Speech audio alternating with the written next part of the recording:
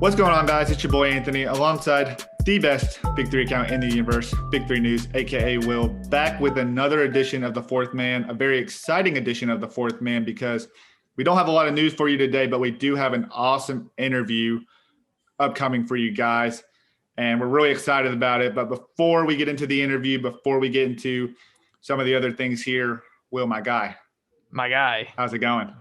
I mean, let me say this. You're very kind to me, and you start off every episode with "I'm here with the best Big Three account of the universe," which I'm not going to deny.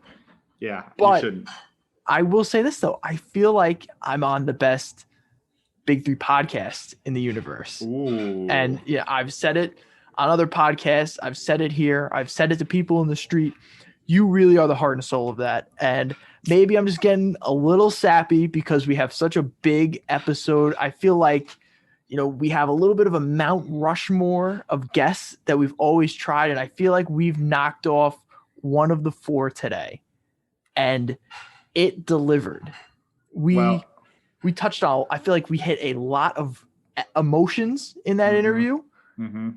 And a very wide range of topics, I will say, was covered. But in the end, I'm super proud of how this came out, and I'm super excited for everybody to listen to it. It's one of those episodes where I just feel like it's just the interview, really. Like you said, no really big news today, or really no news in general. But we have the episode, or we have the interview rather, and that really is this week's episode. And I think you guys are really going to enjoy this one. Yeah, couldn't agree. And let me just say this first.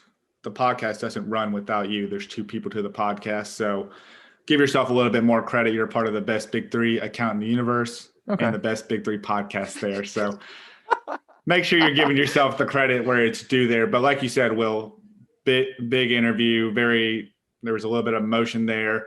One of the four Mount Rushmores we think of the Big Three here. And we're going to let you guys hear that. But before we get into the interview and tell you who we had on the show today, if you didn't already read the episode, as always, if you want to find the show on social media, at Fourth Man Pod, at Big Three News, at @A_Siggy.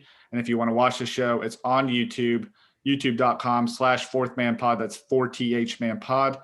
And for those of you listening on Dash Radio, appreciate you guys as always every Saturday, whether you're a first-time listener, whether you tune in every Saturday. Either way, we greatly appreciate it. We just really appreciate everyone who's always coming through on the Nothing But Net channel and tuning in to us on their busy Saturdays. So let's just get to it. We interviewed Nancy Lieberman, Big Three Coach of the Year in 2018 for Team Power. She also won a championship that year. Oh, she's also in the Basketball Hall of Fame. A woman with many accolades. Like Will said, it was emotional. It was fun. It was serious. I mean, we pretty much touched every emotion that we could. Everything. Yeah, everything. I feel like we started out pissed. And then we got very worked up about some things that maybe we still need to be addressed. Not anything with the Big Three. You guys will know what we're talking about. And then we were happy. And then I feel like there was a span we were just laughing hysterically at like all the different stories that she was telling. And then it got a little sad, a little touching. We were sort of remembering the people that we've lost in between these seasons. But at the end of the day, I think the overarching theme of this was just how excited all three of us were for the return of the Big Three and the return of Power. And we all know it's going to be a good season. So, like you said, Anthony, this was a guest that we've been trying to have on for a long time. And this was a day that we don't know if we knew it was coming. So, we're excited and we're happy for it. Yep. Big shout out to Nancy for coming onto the show. And again, not really a lot of content. The best piece of content we've probably seen is Brian Scalabrine going in on a high school kid as recently as today. So let's just jump right into it. Here's Nancy Lieberman. Okay. Today we have a very special guest on here, welcoming on a woman who's broken many barriers over her career and continues to do so. Basketball Hall of Famer, two-time Olympian, 2018 Big Three Coach of the Year, and 2018 Big Three Champion. Nancy Lieberman, we appreciate you coming on. We know you're very busy, so we really appreciate the time you're spending with us. My pleasure. Anytime. Anything that I can do for you guys is worth my effort. Thank you very much. Well, just want to start here. We know that you're recently recovering from knee replacement surgery there. Been seeing the rehab process. Looks like it's going well. Just want to ask you on your end, how's that going and how you're feeling? Thanks for asking me. It's never easy when you start thinking about, my gosh, knee replacement, this is kind of part of who I am as an athlete. But, I've eked out the best of my career with this body. So I'm 4.5 months in. I feel great. You see the videos. I'm trying to push myself a little bit more each and every day. So I'm thankful for everybody at Built for It who have been pushing me beyond what I could have thought. Good to hear. Good to hear. Well, we are a very Big Three centric podcast, obviously, but we feel like we'd be doing you a little bit of a disservice if we didn't talk about some points in your career leading up to the Big Three. So just kind of want to start with a little bit of your coaching background and more specifically within the NBA. And from a broader perspective, we know that you've been an assistant in Sacramento. You're a head coach for the Texas Legends in the D-League. What kind of aspects of coaching, like through your times there, do you feel like you've implemented into the Big Three coaching style, if there are any? Well, I'll have to take it back even a few years before that, because I cut my teeth on the WNBA with the Detroit Shock back, 25 years ago, the inaugural season, when I was hired in our second season in '98, I should say, to be the head coach and GM of the Shock. So that was the beginning of my coaching career, where I was kind of forming who I was going to be, what my style was going to be, and what the expectation was for the players that were going to play for us. And so then every step of the way you learn something. I've had so many coaches in my playing career. I wanted to take what I enjoyed, what I thought was successful from other coaches. And quite frankly, I visited with a lot of my friends. It could have been Bob Knight, it could have been Pat Summitt, it could have been Tara Vanderveer. It could have been, Rick Pitino or Del Harris, just to chat and try and figure out what exactly is my style and how would I know? And then, taking all those experiences and bringing it to the Big Three was pretty phenomenal. And look, my guys were coached as if they were still playing in the NBA. From the analytics to the film to, just every part of it was exactly what I had to do in Sacramento in preparing our players when it was my responsibility for that scout. Yeah, no doubt. And I'm glad you brought up the WNBA, more specifically the inaugural season, because, the WNBA continues to progress and develop toward greater heights here. But when you were first entering the WNBA during that inaugural season and you see it today, let's take it back to that inaugural season. How did you envision it turning out, 20 years later? How do you think they've done? And, what are your thoughts on the WNBA's progression? Well, first, I would say that every player, coach, personnel, support staff who's ever come through the WNBA over the last 25 years owes a debt of gratitude to the late David Stern, because David thought about this back in the early 80s. And I can remember when he invited me to New York when I was about 24 years old, and we're sitting in his office and he closes the door and he goes, "I closed it because I don't want them to fire me." He is, before I'm done with my time in the NBA, there's going to be a WNBA. And I looked at him like, really? And he believes so much in women and equality in women's sports. But I do remember him looking at me and saying, "My only hope is that you'll still be around to play." And, you're 24 and you think you're going to play forever. And I was like, yeah, of course I'm going to be around to play. Well, when it got started in '97, I was 39. So, I was just kind of hanging on towards the latter part of my career. But I am very, very proud to have been a part of the inaugural class of the WNBA. And I'm glad you brought up just about the point in time in your career when you joined the WNBA, because you broke the record twice for being the oldest WNBA player. I guess, what was that process like when the WNBA was finally getting ready to start up? How did they approach you? Were you on the fence initially, or was it just something that you were all in as soon as you heard about it? Well, there was the ABL Mhm. at the time, and they were paying higher salaries. And then there was the WNBA, and the salaries were slightly lower, especially for the elite draft. And I can remember picking up the phone once and calling a friend of mine named Kevin Costner. And I said, Kevin, there's going to be a WNBA. I mean, just kind of, just discussing it with you. Should I take more money and play in the other upstart league, or should I take a little less and play in the WNBA? And without hesitation, he said to me, Nancy, right now, because you played AIAW, you were not in the NCAA. All of your records, all of your championships, everything you did not count. You don't want that to happen twice. So that was the end of the discussion. I knew I had to go to the WNBA. I mean, that's definitely a great point. And I guess sort of to reflecting off what you just said, do you sort of look at that like your records and your championships don't count because it was sort of like a different NCAA, something that maybe isn't as prevalent nowadays? Or do you see Let me ask you a question. Sure. The ABA, where Julius Erving and George McGinnis and all these guys, Hall of Famers, played, why should their records from the ABA be in the NBA right now?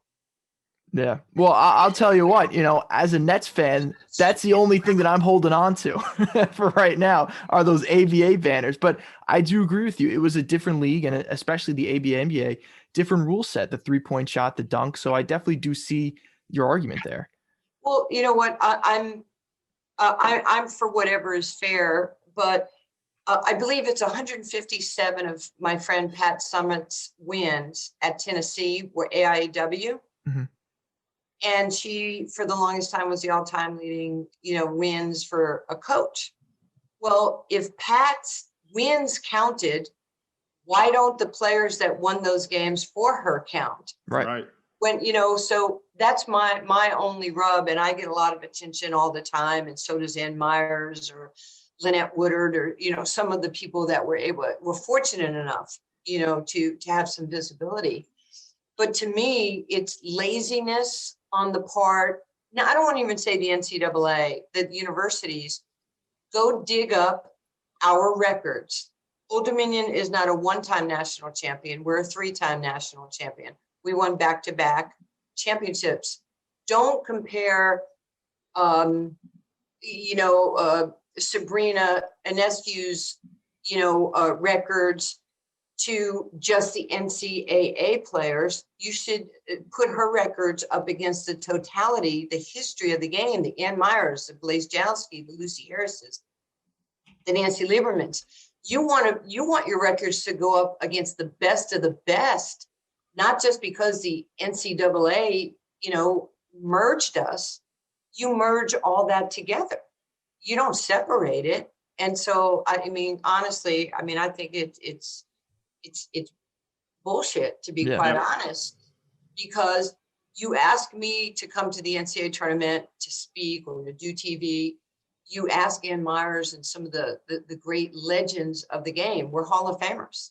Mm-hmm. You don't get to not include me in the history of women's collegiate basketball. Right. Shame on you. I did my job. Now do your job. That's the way I see it. I 100% agree. And damn straight. I would say there's a ton of issues within the NCAA, as we're seeing, even that's prevalent today. I mean, obviously we see the issue with the college athletes and NCAA trying to claim them as property or whatever the case is. So I 100% agree. And what you were saying with the ABA and the NBA, you don't talk about the totality of men's basketball without some of the legends there. But that's the leadership.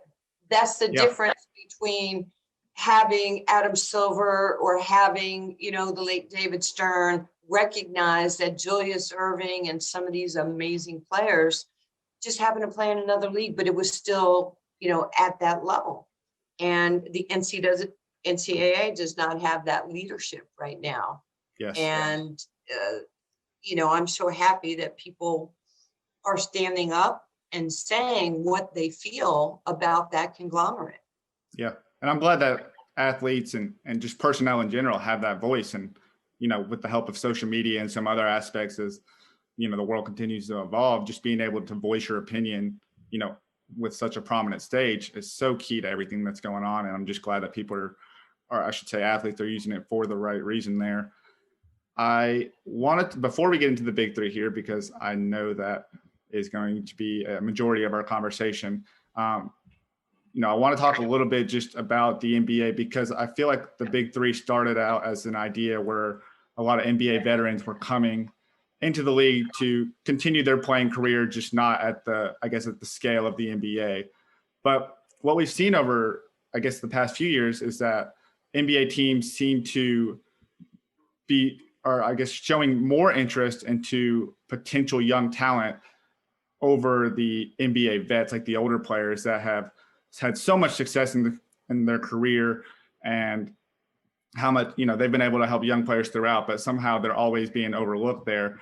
And for you, someone who played as a 39-year-old rookie and then once again played when she was 50, you understand the importance of having a veteran on a team there. So I want to ask your opinion, what do you think of this new era that favors like that young prospect with potential over an experienced veteran that has had tons of experience within the NBA? Don't win with youth. You win with veteran leadership, but you must have the young legs. You must have that player who's just coming out and wants to prove themselves. And it's a tricky blend, but it's very doable. And I think, some of the older players might see the younger players coming in, and it's okay. It's wherever you are individually in your career.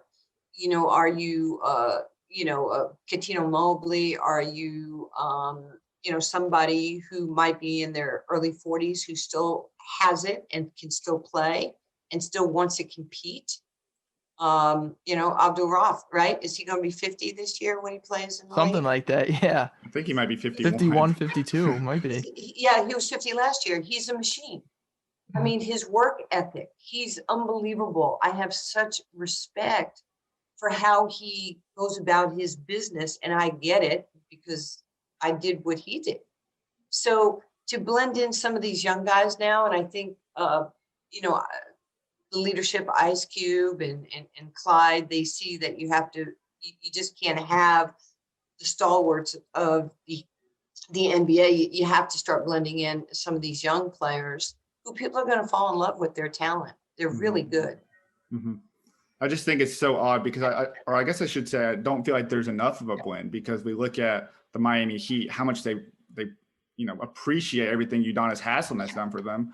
But then, Joe Johnson has a great big three season, MVP season, and goes into the NBA. And I felt like the Pistons kind of favored a younger guy. And now looking back at it, it was Christian Wood, and we know what he's done. But look, they favored Christian Wood over the experience of Joe Johnson, who, as recently as yesterday, I'm still hearing young guys like Cole Anthony talk about, or I should say Cole Anthony and Michael Carter-Williams talking about, how underrated he was and just how much he brought to a team. So I just feel like I guess there could be more of a blend.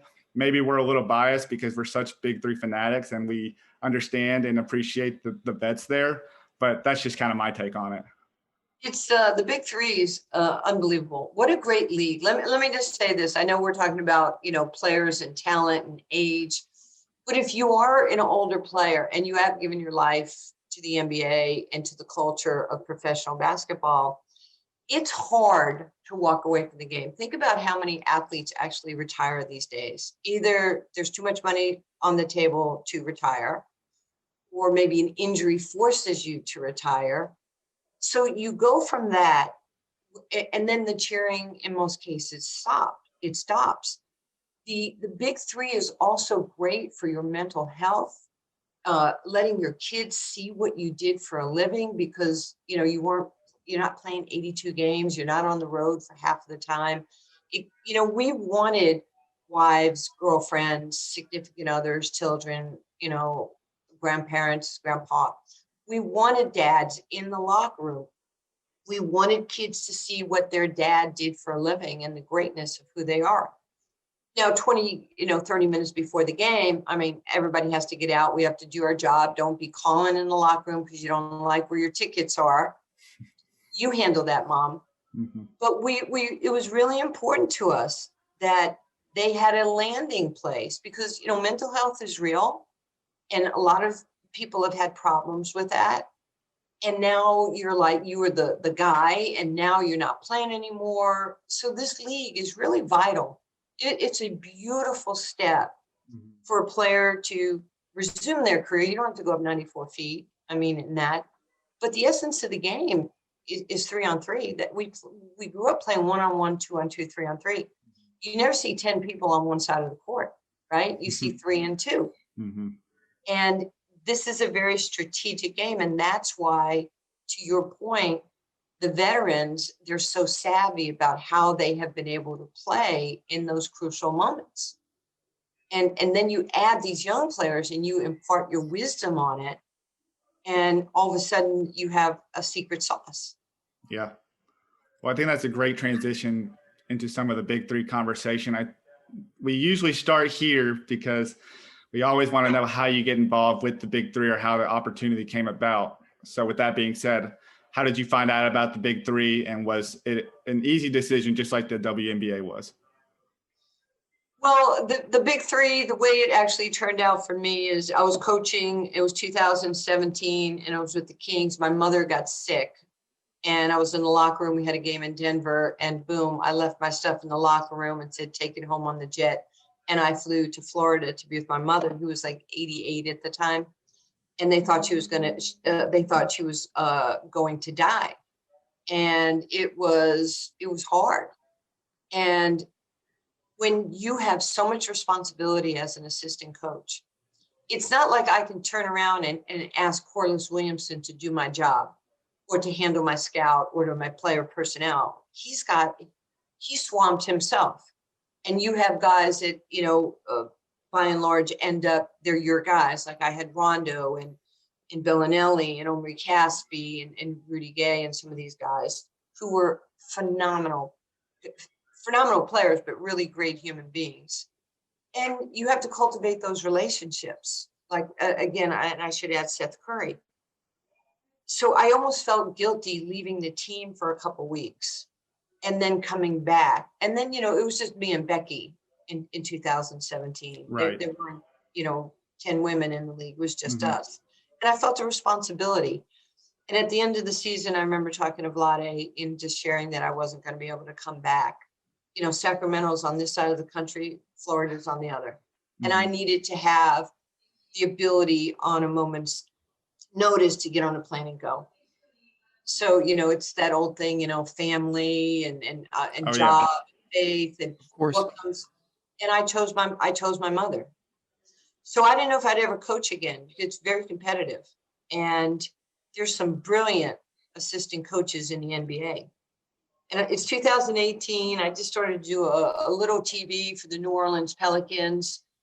And I'm watching the NCAA tournament. This is a true story. Wow. I'm watching straight out of Compton. And I'm flipping back to the men's tournament. And then my phone rang. And it was kind of a restricted call. And I picked it up. And it ended up being Ice Cube. And I'm like, hi. What do I call you? Do I call you Mr. Ice? Do I call you Mr. Cube? I call you. And the only way I knew about the big three is the year before. In 2017, I was at home and Rick Barry called me and he said, hey, I'm coaching in this thing called the big three. We're playing in Dallas on, I think it was Saturday or Sunday. He said, I'd like to leave you and TJ tickets to go to the game. I said, that'd be great. Rick calls me back like 10 minutes later and goes, forget it. Just coach with me. Sit on the bench. Oh, wow. And I was like, serious? You can do that?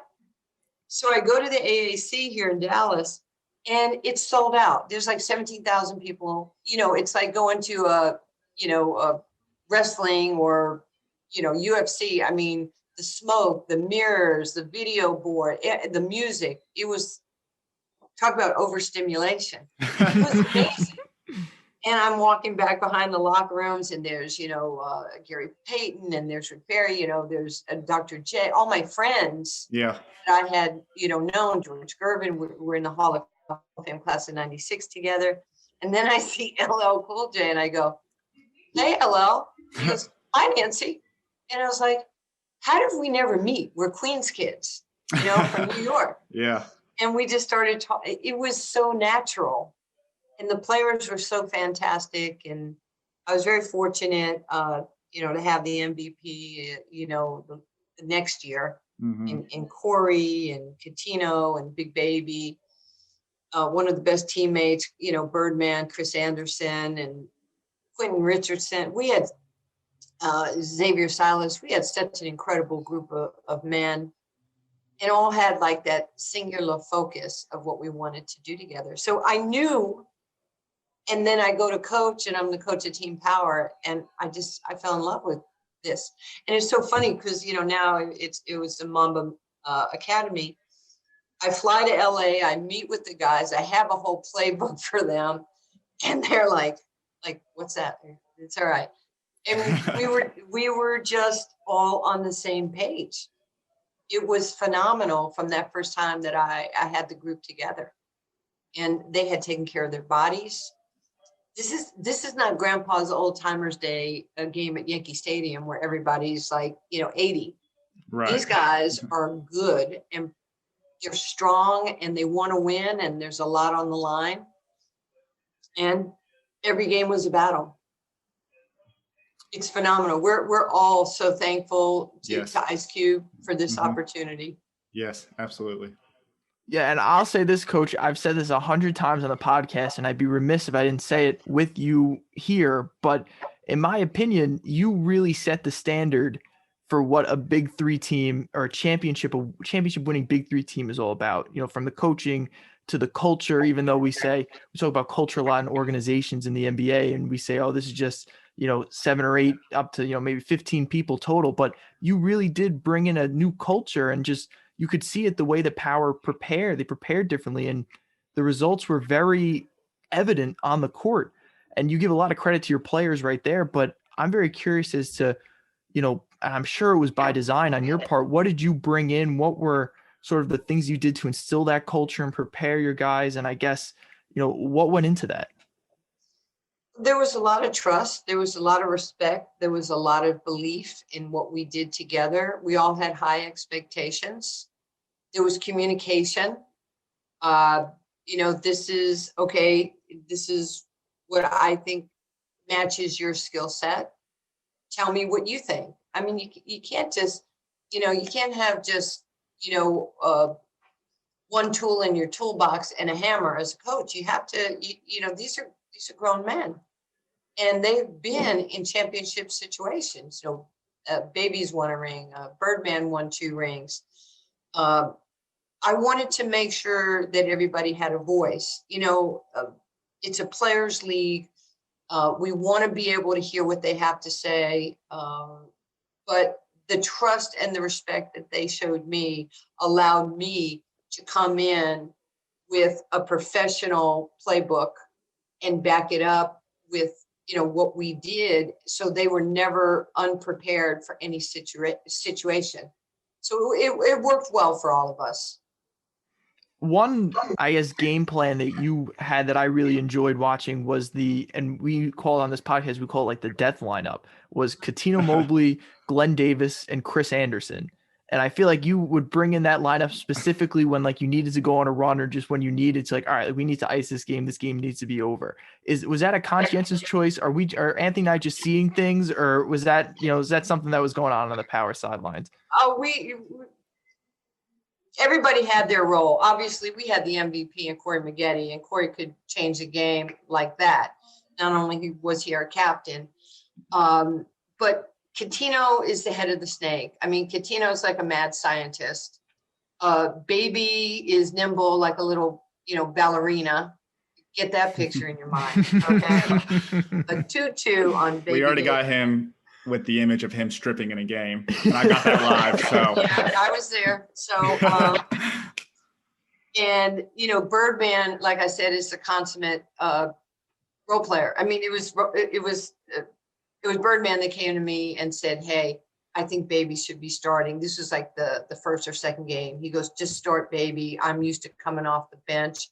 He had an incredible game. I believe it was in Miami. And, you bring your stars of the game to the press conference, and he played amazing. And he walks in the press conference. He's sitting at the podium with us, and he goes, "What do I do?" And I go, "What do you mean?" He goes, "I've never been in a post game." Wow. He was just so funny and so humble, and everybody, like I said, knew their role, but those guys just blended together, and they would give us something, and then you come back with Corey or, Quentin Richardson. I mean, he's a sniper. He's mentally tough. He's strong as heck. You don't want to get into a fight with him. Okay. You don't, because, he's Southside Chicago. As I always say, know your personnel. Yeah. Figure out where somebody came from. Mm-hmm. And everybody just had such a significant role that it made it so enjoyable. And quite frankly, after every game, we all went out together. Yeah. We had dinner after every game in every city together. And we we were a family, and we still are. That's amazing. That's really awesome. What I love? It's just the unselfishness of all of you guys. I mean, here you are attributing, the success of the team, like mostly to the players. And when we had Corey on, I guess at this point, can't really remember if it was 2 years ago or 1 year ago, but when we had Corey on, I mean, he was the same way. I'm very unselfish. Oh yeah, Nancy did this to bring in and instill the culture. Everyone else did this. But the biggest thing was like going out after games and just having that life outside of basketball, just coming together as a family. And I just love that. I think that's what draws Will and I into, being such big fans of Power is that culture, is what you guys bring to the table, is the fact that you guys are always seem to be at the top through the first 3 seasons, even before you were the coach. And Absolutely. it's just so great to see, week in and week out what you guys bring to the table. And I think the most impressive thing, specifically about last year was the fight that you guys had with all the injuries, with all the makeup, the different personnel you guys were bringing in. I'm sure that had to be tough, especially like after the game against Triplets, where it seemed like you guys were finally healthy again outside of Birdman. And then to see, Coutinho go down, he was already fighting an injury then, Corey was still coming back.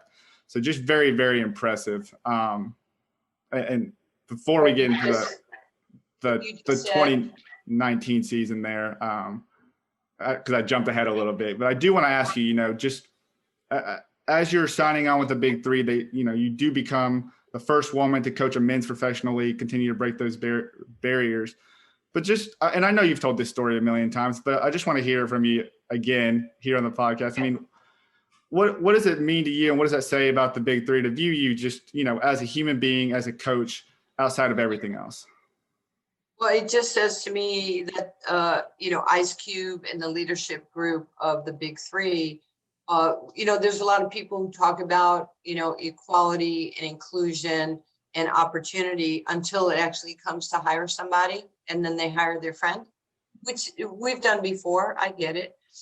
But to not only hire me, and I can remember asking, Cube, why are you hiring me? Are you trying to check a box? And he goes, no, I believe in inclusion. I believe in equality. And from the day I signed, I was the highest paid coach in the Big Three. I got exactly what Dr. J made, and, Rick Mahorn and Rick Barry and all the other coaches in the league. And that was very important, that my agent didn't have to go in and negotiate my salary. And, and the last thing with Cube is when I asked him about checking the box, he said, no, I think you can win. I said, then I'm in. I wanted to hear you say you think I could help these men win. And that's very important to me. And that's kind of how it's always been. He's one of the most unbelievable, iconic figures in the world, Ice Cube. He's so versatile, and he's so accessible. And, he's called me his spirit animal. We honored him at my charity event a couple years ago, and he said he was going to be there, and he showed up. That's all you need to know.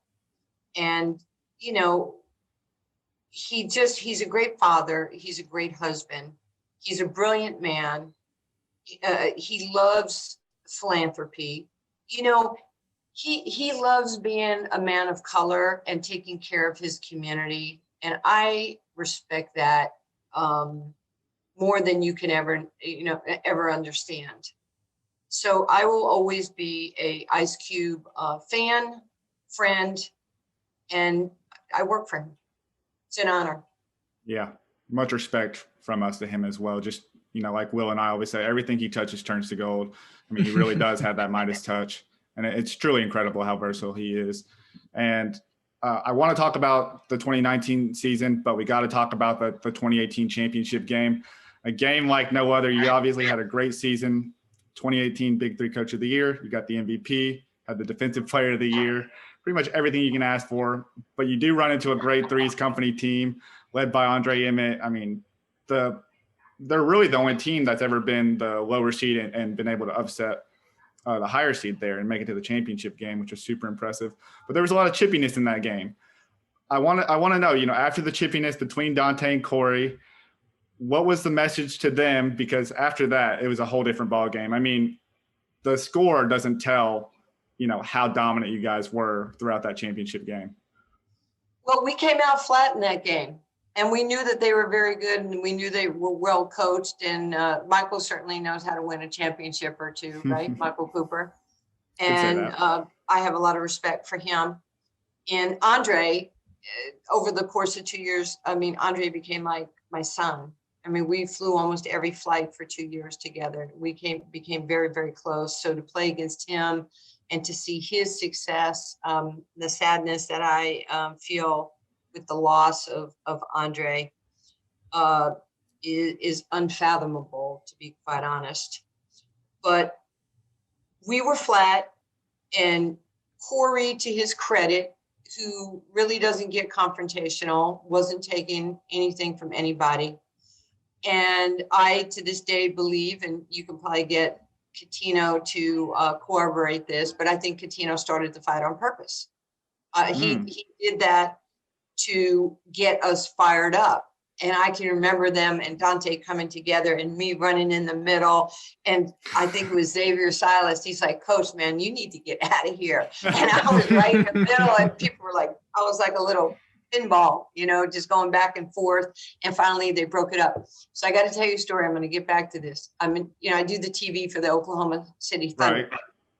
Right. I'm having dinner downtown Dallas last week, and I'm walking out of Nobu and the restaurant into the Crescent where all the NBA, our teams stay. So I'm walking in, and these three guys are looking at me, and this one guy goes, Nancy, and he pulled I'm like, it's Chauncey Billups. The Clippers are in town playing the Mavericks. And then there's Dante Jones and Ty Lue. And I think Coach Rogers, he's a big guy. I didn't know him. And we're hugging and we're kissing. I'm like, Dante, this is awesome. And I have a lot of respect for him. And I said, I haven't seen you since the championship game in Barclays when you guys were in a fist fight. And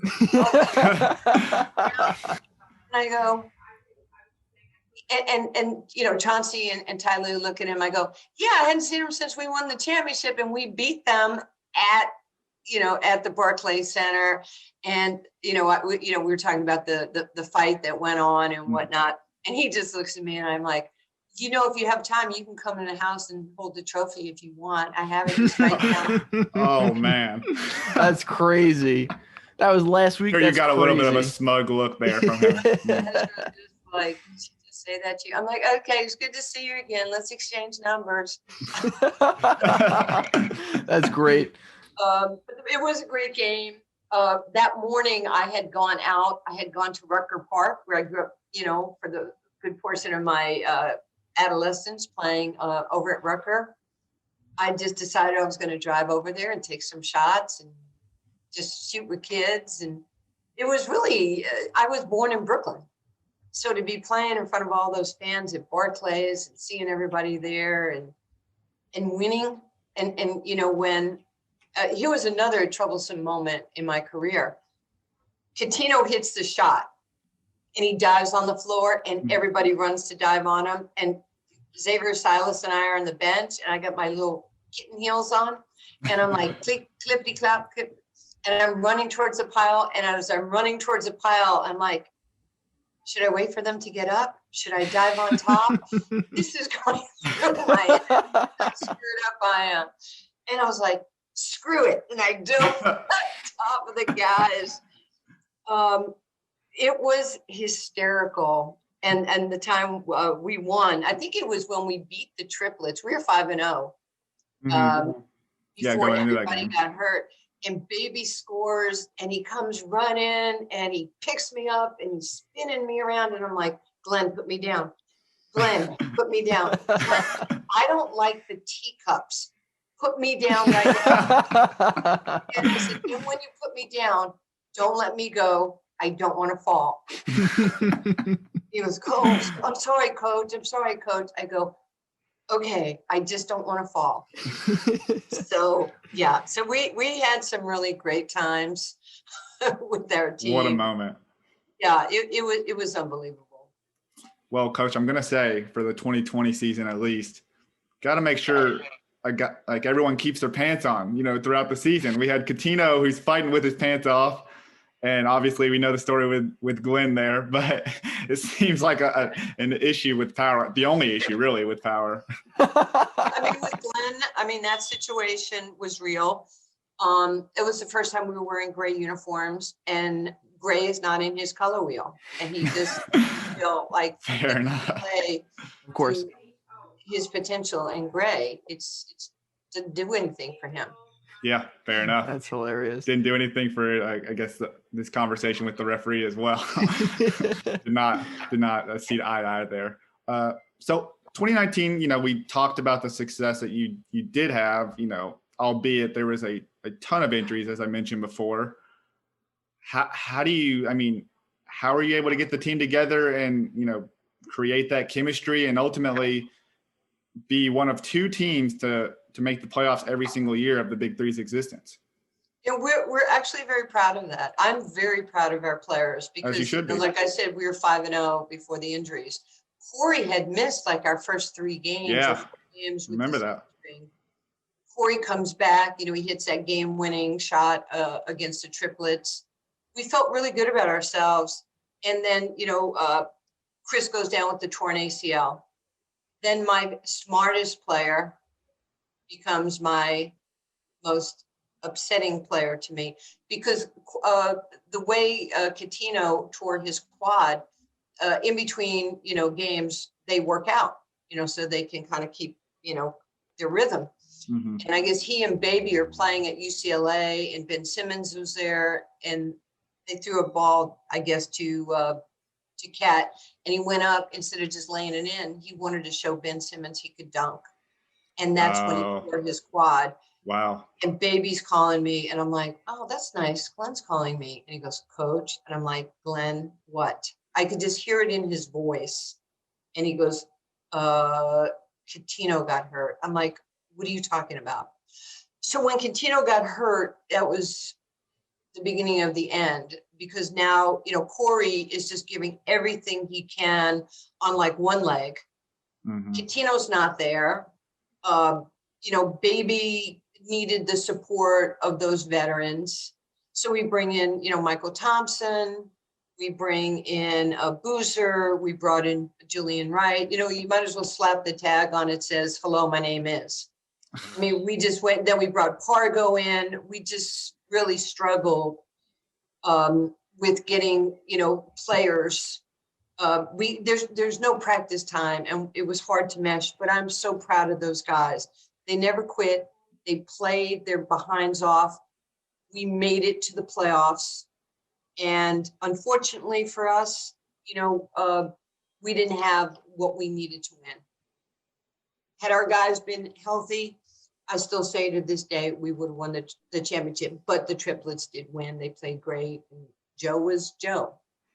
Well, credit to you guys too, because you talk about the names you brought in. Pargo, although he's there for a very brief stint, he is looking to be one of the better probably draft prospects heading into this season. Julian Wright, I felt was solid for you guys all season. And Michael Thompson, I mean, he has the DNA of champions. So I don't think that's ever a bad pickup, no matter what spot you're in. I agree with you. We loved having those guys on the team. One of the things, Fargo had so much respect for Corey and Baby that he didn't want to impose his will. And I was like, you have to, just do what you do. Nobody's going to get mad at you if nobody can guard you. He's unbelievable. Matter of fact, my son TJ is playing over in Tel Aviv for Maccabi, and he and Fargo played against each other the other day. And it was great because even that last season, we were here in Dallas getting ready for the playoffs. And Corey was like, hey, I'm going to call TJ. Why don't you let TJ put us through practice tomorrow, meaning Friday? And I went, that would be awesome. And I don't know if you realize that TJ sat on the bench that day he coached with me in the game in Dallas. So it was really cool because we really are a family organization. And to have my kid out there and to have my players have so much respect for TJ and to have them put him through practice. He's has a good friendship with Baby and Fargo and Corey and Catino. So it was really kind of neat. Very cool. I want to talk about one game specifically because I know I brought this up, the Big Baby game in Atlanta. Didn't go as planned necessarily. I can't remember exactly, but I felt like there was maybe the team as a whole was just I don't want to say upset and put words in anyone's mouth, but that day didn't go as planned. And then week 4, you guys play Ghost Ballers and have a really good game. Big Baby comes back. And at the end of the game, Big Baby comes up to you and gives you this almighty bear hug. That's what I'm talking about. Just like a little bit. Is that the one you were talking about earlier when you said, don't put me down? What? I was like, no, do put me down. Or do put me down, I should say. But that was the game. And he was like, Coach, I'm sorry. Okay. That's what I wanted to ask about. Was that more about the reconciliation of you guys? I mean, I'm sure there was no bad blood, but I felt like you were maybe a little upset with how Big Baby went about that day. We're human beings and life happens, whether we're basketball players, we just happen to play it on a stage where people can see us. He's a dad. He has a beautiful daughter, a good mom. Things happen in people's lives. And it happens to me and it happens to everybody else. But, you have to be there for your team. They are my family. And I'm going to make sure that I'm there for them, whether it's a good day or a bad day. They need to know that we care and not just, when they're helping to win championships. So Baby had a tough day in Atlanta. And, it was hard on everybody, but we love him. We weren't happy with what happened, but, to his credit, he called and he said, I'm sorry. I know it was, wasn't my best moment. And we're like, Glenn, we love you. We got a game next week. Just go home, just take a breath, relax. If you need me, you call me at any, time of the day or night. That's how we are with one another. I love that. Yeah, no, definitely. Shifting the conversation a little bit, sort of looking into the future of Power, you have a very interesting season coming up in 2021. We're really not too sure what a lot of teams are going to look like. I'm assuming that Power is going to stay mainly the same, even though you guys are, though. I think guys like Chris Anderson, if he does decide to come back, Quentin Richardson would have to be acquired in the draft. But one person you guys did pick up was Royce White. I'm sort of curious behind what that scouting process was like, that selection process with Royce White, what you're thinking he's going to bring to the team, because you are looking to replace an MVP candidate an MVP winner, I should say, in Corey Maggette, and someone who is a serial MVP candidate. So what was the selection process behind with choosing Royce White? Like everything about him. He's big, he's strong, he can play multiple positions, he's very bright, he can shoot the ball, he's a tough defender. And people sometimes don't realize this, he is not a good passer. Royce White is a great passer. Absolutely. And we wanted somebody like him who could move the ball to the open player. And he's young. He's got young legs. And, he's chomping at the bit to play. So, we're looking forward to having him. He and I have had a lot of dialogue together. The same with Baby and Coutinho. Coutinho has been training, since he was healthy, as far as he could get healthy and rehab his quad. So he's excited about coming back as well. And we'll just see, who else. I don't know if Birdman's going to play again. That ACL was pretty tough on him. We miss him. Q Rich, like I said, he's unbelievable. Until you coach him, you have no clue what he brings to a team. And it's not just his outside shot, his professionalism, his kindness, just how he raises the level of expectation. He's tough as nails. And, one of the things with us, iron sharpens iron. We want those kind of people on our team.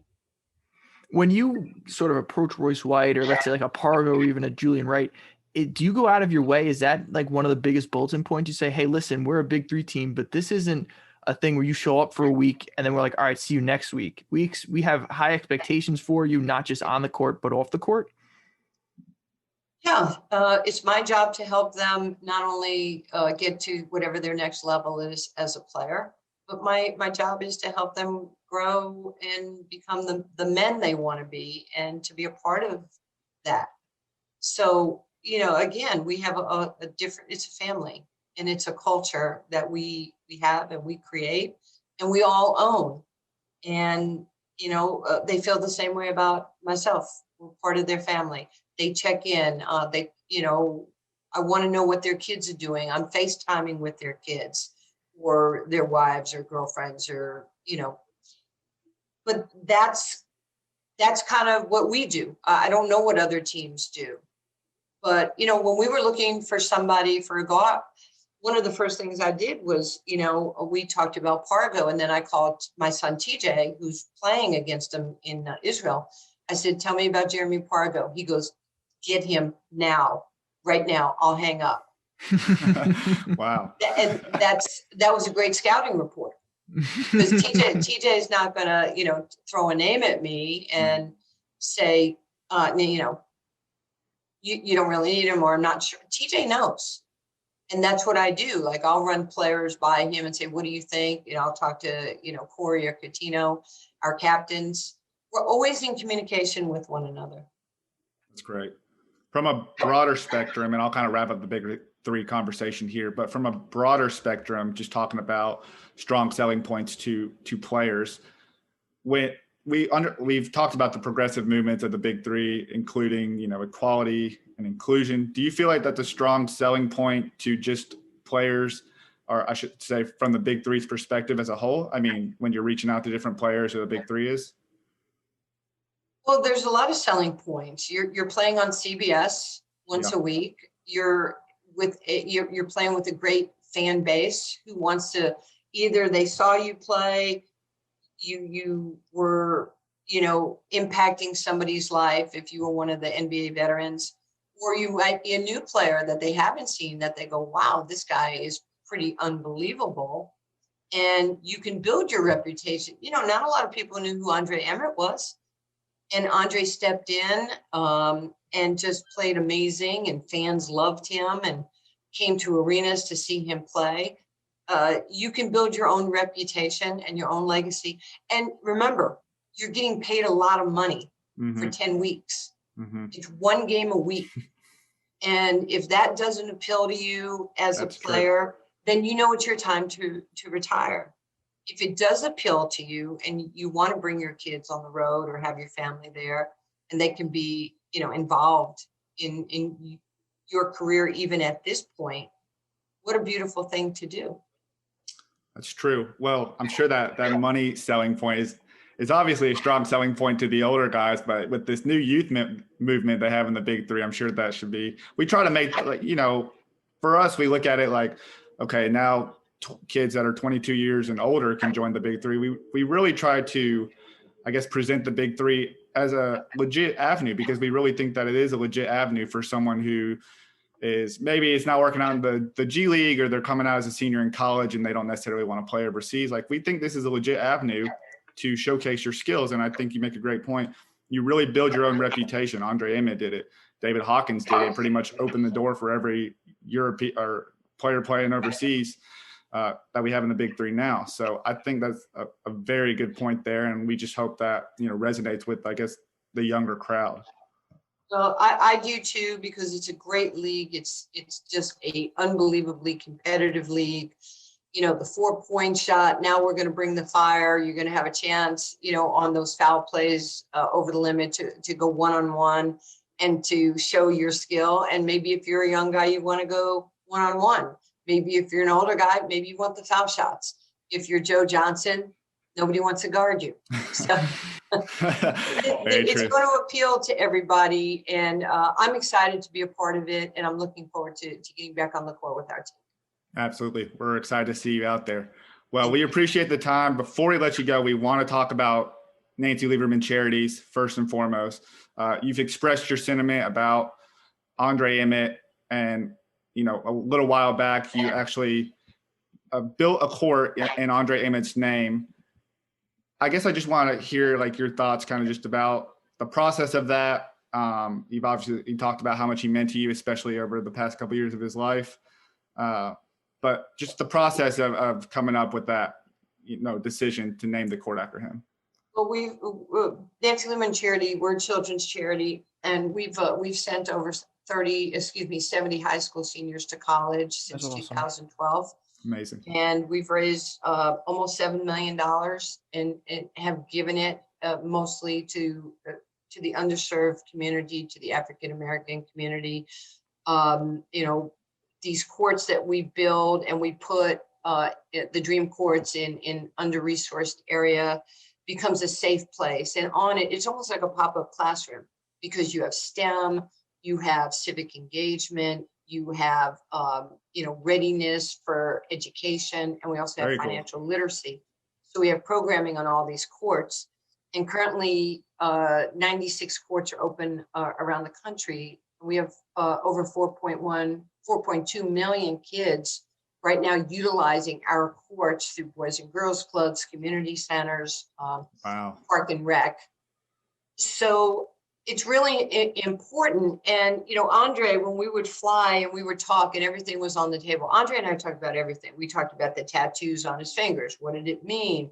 We talked about his beautiful daughters that he just adored.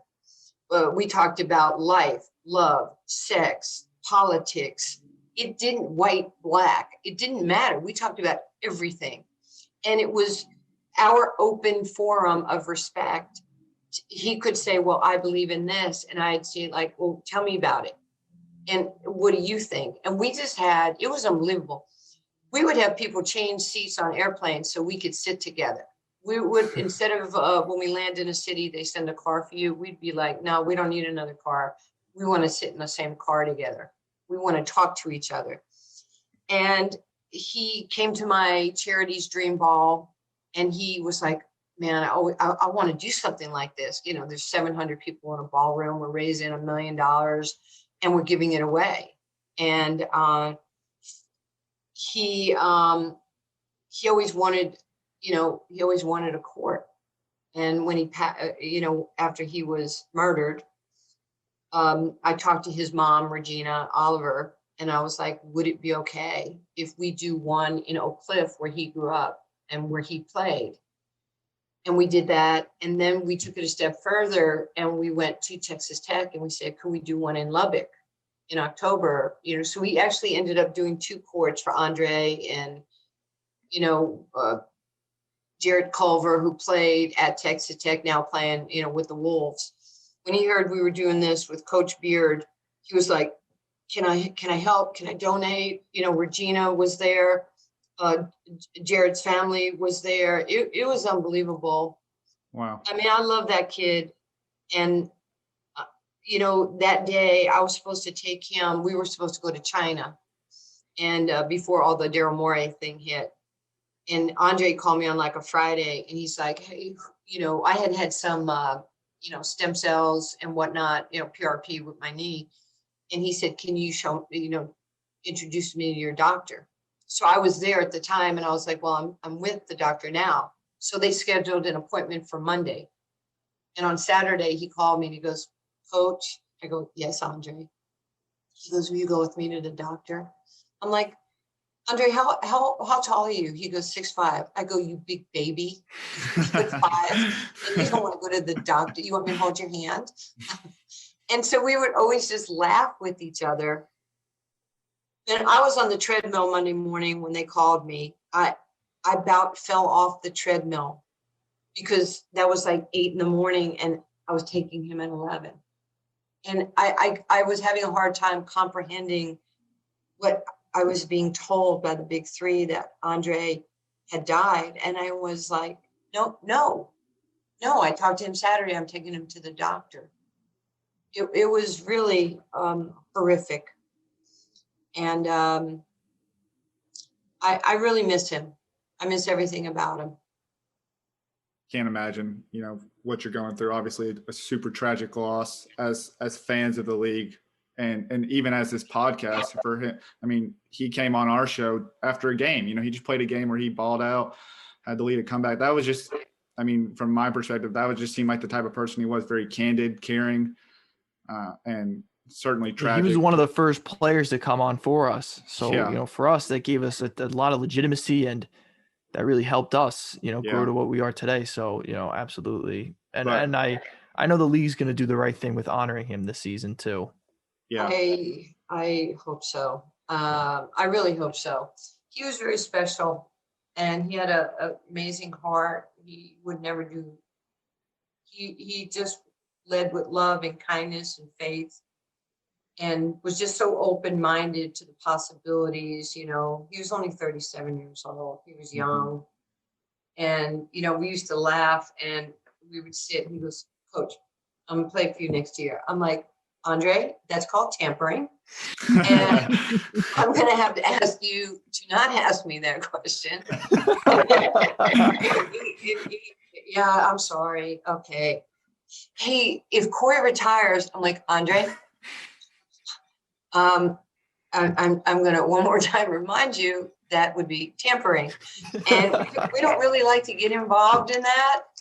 And he would just laugh at me. I'm like, Andre, if you want to go have lunch, if you want to talk about movies, if you want to talk about whatever, I'm your person. Don't talk to me as a coach. I'm not giving you our plays, and I cannot talk to you about playing for power. Well, we certainly would have loved to see that. Andre in a power uniform, that would be something. I'm sure Coach Cooper wouldn't have loved that. No, and I had to remind him that Michael and I were dear friends. George explained how we went behind his back. I said, it doesn't make for long-lasting relationships. Well, Coach Cooper had a lot of good things to say about you too when he came on the show a few weeks ago. A lot of good things that he gave you a lot of respect after that championship game. Well, thank you. He's, all the coaches in this league are really good, and they wouldn't be here if they weren't.